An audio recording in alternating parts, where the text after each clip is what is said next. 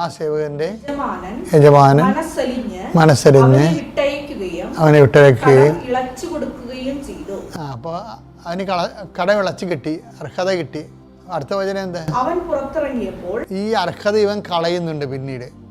അതാണ് വിഷയം.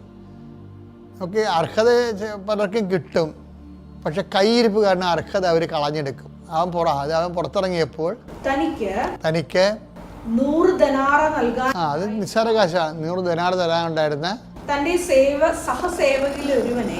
സഹസേവൻ ഒരുവനെ കണ്ടുമുട്ടി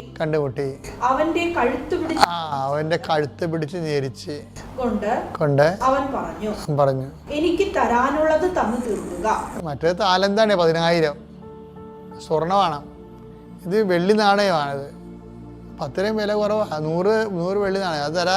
അത് തരാത്തവൻ്റെ കഴുത്തിന് ഇവൻ ഈ 10,000 താലന്ത് ഇളച്ച് കിട്ടിയവനെ, 10,000 സ്വർണ്ണ നാണയങ്ങൾ ഇളച്ച് കിട്ടിയവൻ 100 വെള്ളി നാണയക്കാരൻ എൻ്റെ കടക്കാരനെ കണ്ടപ്പോൾ അവൻ്റെ കഴുത്ത് പിടിച്ച് ഞെരിച്ച്.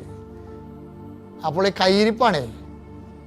അപ്പോഴുടനെ മറ്റുള്ളവർ വന്ന് രാജാവിനോട് പറയും, നമ്മൾ അങ്ങ് സമക്ഷത്തുനിന്ന് ദയവുണ്ടായി അവൻ്റെ 10,000 താലന്ത് ഇളച്ച് കിട്ടില്ലേ? അതെ, കൊടുത്തു.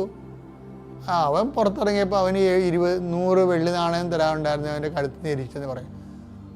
അപ്പോൾ രാജാവ് അലറും, ദുഷ്ടപ്രത്യ കൊണ്ടുവരാൻ പറഞ്ഞവനെ. അവനെ വിളിച്ചു പറഞ്ഞു, ദുഷ്ടനായ സേവക, നീ എന്നോട് കേണപേക്ഷിച്ചുകൊണ്ട് നിന്റെ കടമെല്ലാം ഞാൻ ഇളച്ചു. അതവിടെയാണ് വിഷയം. ഞാൻ നിന്നോട് കരുണ കാണിച്ച പോലെ നീ നിന്റെ സഹസേവകനോട് കരുണ കാണിക്കേണ്ടതായിരുന്നില്ല. അപ്പം കരുണ ഒരു വിഷയമാണ്.